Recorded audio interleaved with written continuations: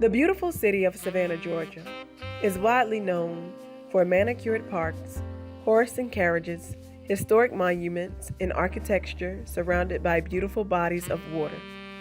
Savannah is filled with great people and much culture.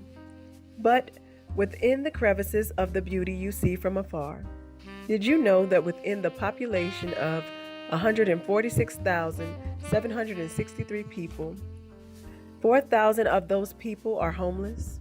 And among the 4,000, a vast majority are single women, ages 20 and up. And all 20 housing camps in Savannah are filled to capacity, serving only 955 people. I often wonder, if I were one of those single women without shelter and resources, what would I do? What program or organization could I turn to for help? Who would extend their hand out to pick me up, especially if I had no job, came from an abusive relationship, and lacked the proper education to better myself? Who would help me?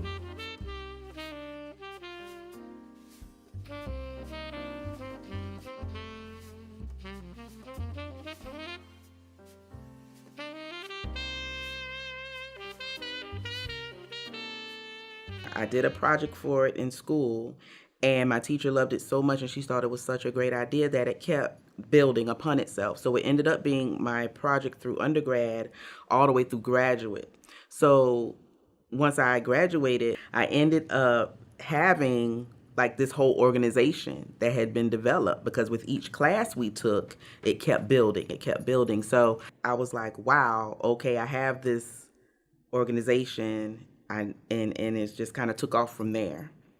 So that's where it kind of started, with just a project and me just being aware that there was a gap in service. I believe that the vision was started because Kaliah worked in the community through drug court, and also I had a very close family member that I would contact Kaliah about consistently, asking for resources.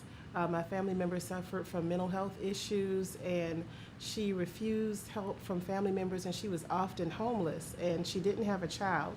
And I complained to Kaliah that there were no resources out there for single women without children who were homeless and were in need. I do know that we have a really significant need for housing for women, especially single women. We have a really difficult time finding housing, and we do have a need for other services. Tabitha's House and Resource Center is established officially on paper. However, there is no house at this time. It is merely our hopes for this organization to obtain a house or a building soon to help the single women in need in the Savannah, Georgia community. It is important to bring awareness to an organization like this because of the fact that these women that we are serving are our friends, our sisters, our aunts, our cousins. These women can be in your family just like they are in my family. Unfortunately, I don't have the financial resources to help all of the women, or even the women I know personally. Whenever I've done presentations about Tabitha's House in class and different places, I always say that that's what keeps me going, because I hear that woman that's crying, that hear that woman that's praying, that's saying, God, help me. God, send me someplace, send me somebody. And I use that to keep me going. I know she started this from the ground up, and she's been taking these steps along the way to be of service to many people. And we need to figure out, how can we get this house built? If I can help one person, just one person at a time, change their life, then they're going to pay it forward, and then it's going to build upon itself. We've all been there. You've had those moments where you're like, God, I need your help. That's like the simplest, most heartfelt prayer a person can say is, God, help me. And I know she's saying that prayer. And if God has put this vision in my heart and in my mind, and it's gone as far as it is going, I know that if I don't be obedient and do what I need to do and keep pushing, and I'm going to miss out. I'm going to miss that woman. I'm going to miss that chance to make a difference. Tabitha's House is well-rounded, it's formed, it's developed. They have an intake counselor that actually is going to meet the needs of the person and find out what they need. They have a counselor. They're trying to rebuild the person that's being abused life. I am a big proponent of group counseling. One-on-one counseling is awesome, especially in the beginning, but group counseling, I believe, provides so much more support because you have a group of women, your peers, who may have been or are in the same situation that you are in, were in the same situation, and can give you some tips. So my number one resource is for the woman that is on her way out of that situation and finally has a job and has a steady place to live. In order to maintain that, I want them to come to group counseling at least once a week, if not once a week, twice a month, because then they can stay connected with the women that will turn out to be their support system, because there will be times when they will feel like they're falling into old patterns. All of us do it. It's a habit. The benefit of nonprofits collaborating, I think, is huge because we all see a need in the community, but each of us has what I would call their sweet spot.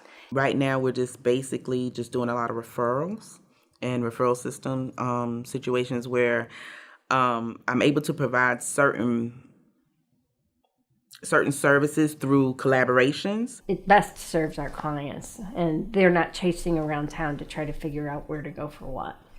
But I want to get to a point to where we actually have our own building. We have our own house. We have shelter facilities and boarding facilities for these women. My goal is to have it as a 90-day shelter for these women, and with extensive case management and everything. Also offering them, medical screenings and